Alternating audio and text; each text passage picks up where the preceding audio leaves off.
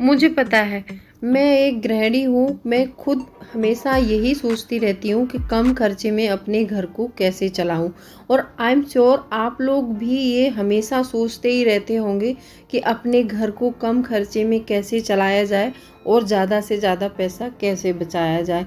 आजकल की महंगाई इतनी हो गई है कि बहुत कम सैलरी में कुछ होता भी नहीं है और कुछ पैसे बच भी नहीं पाते हैं। तो हम हमेशा तत्पर रहते हैं कुछ नया सीखने के लिए। तो आप भी कुछ नया सीखना चाहते हैं और कुछ नया जानना चाहते हैं तो ये वीडियो बहुत इम्पोर्टेंट है। तो मेरा आप सभी से अनुरोध है, वीडियो को लास्ट तक जरूर देखें। Hello friends, welcome back to my channel. कैसे हैं आप लोग? आई होप आप बहुत अच्छे होंगे और सेहतमंद होंगे और आप लगातार मेरी वीडियो के साथ भी बने हुए होंगे। दोस्तों, आज की वीडियो में हम पैसे बचाने के कुछ ऐसे छोटे छोटे पॉइंट्स जानेंगे। पॉइंट्स ज़्यादा बड़े नहीं हैं, आपको भले ही मालूम होंगे लेकिन आपने इन पर कभी ध्यान नहीं दिया होगा। अगर आप इतने छोटे छोटे पैसे पर ध्यान देंगे तो समझ लीजिए एक महीने में आप कम से कम 1000 रुपये डेफिनेटली बचा ही सकते हैं। और ये 1000 रुपये का अमाउंट जो हम बचाएंगे वो कोई छोटा अमाउंट नहीं होता है। 1000 रुपये भी बहुत ज़्यादा होते हैं गाइस।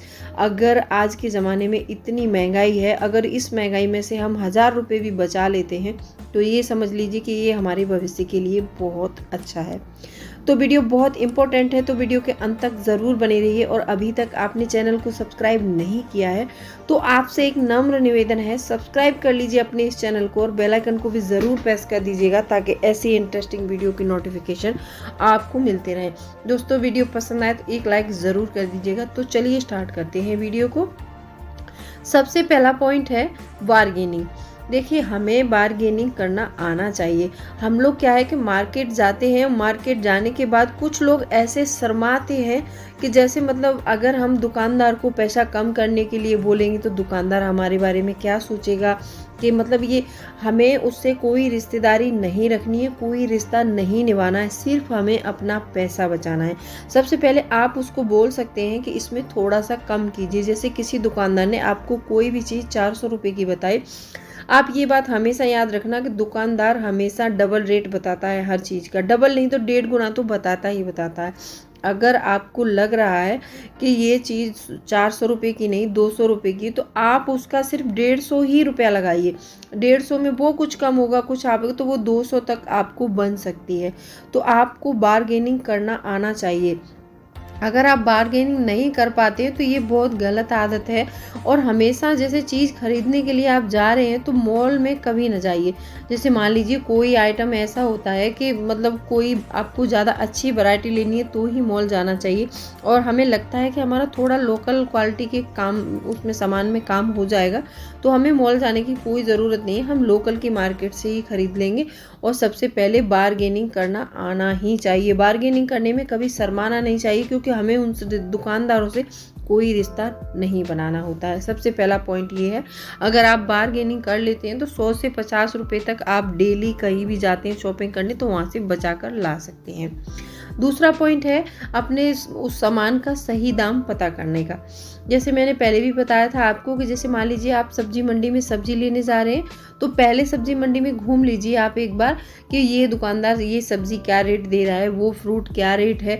क्योंकि बहुत से लोग देखे हैं कि एक जैसे सब्जी मंडी में चले जाते हैं, पहले ही दुकान पड़ेंगे, उनसे सारा सामान खरीद लेंगे, फिर थोड़ा आगे जाएंगे तो पता चलता है कि वहाँ पर तो मतलब इतना कम रेट में मिल रहा था सामान, तो हमारे 10-20 रुपए के ऐसे ही मतलब वो हो जाता है। ऐसे बहुत सारी बहनें होती हैं, जैसे उनको पूछिएगा कि ये सामान क्या रेट दिया है। तो आजकल दुकानदार बहुत चालाक हो गए हैं, दुकानदार बुलाने के लिए कुछ भी बोलते हैं।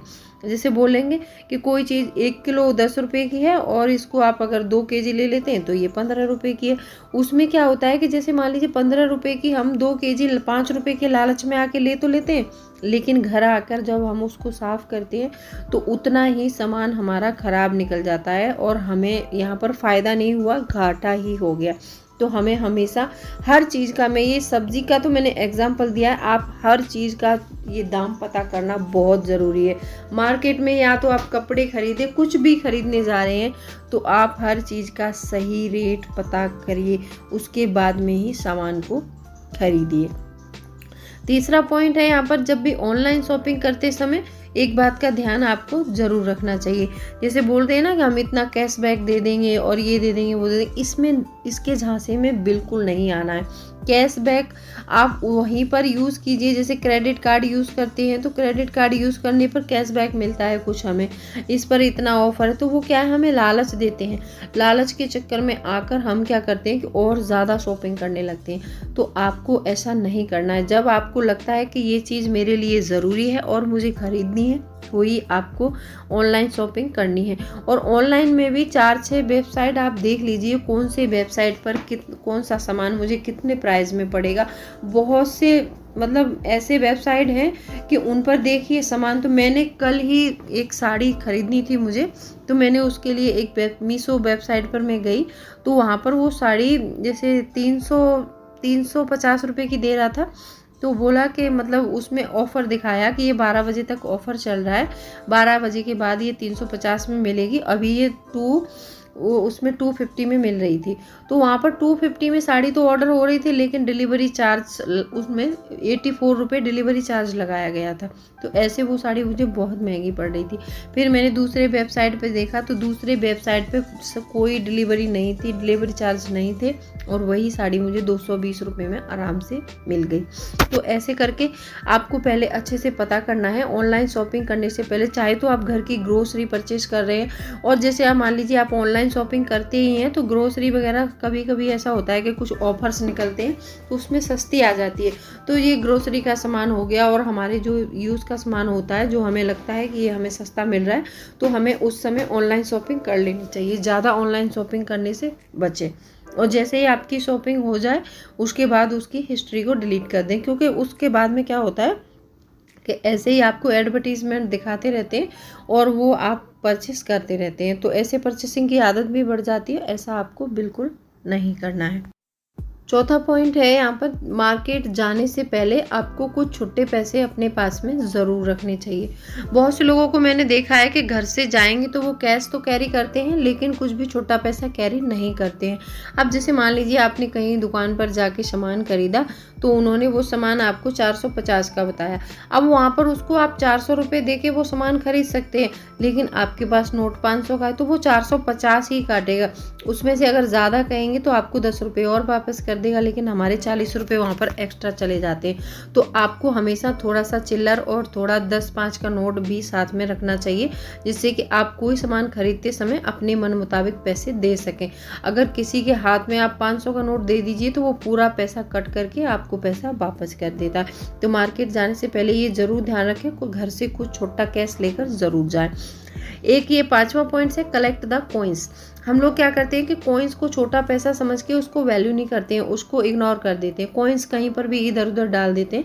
तो कॉइन्स को इधर उधर नहीं डालना है। घर में अगर आपके छोटे बच्चे हैं तो इस बात का भी ध्यान रखना है कि कॉइन्स को हमेशा कोई डब्बा रख लीजिए या फिर पिगी बैंक रख लीजिए।